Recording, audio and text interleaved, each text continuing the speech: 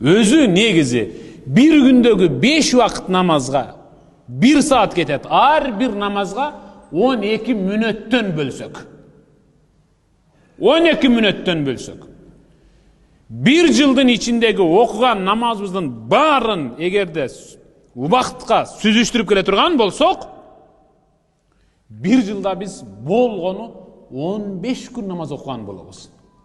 Ал эми сиз 60-70ке чыгып калганда 12 жашыңыздан баштап окуган намазыңызды 70 кураңызга чейин салчы балам, мына эсептегич, калькуляторуңду алчы.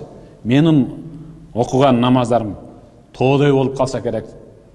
Жасчы балам деп мактанган адамдардын намазы 2 жыл, 2 ай, 10 күн. Бул дагы 5 вакыт намазды учурунда окуп, шунчалык ынтызарлык менен окуп жүргөндөр.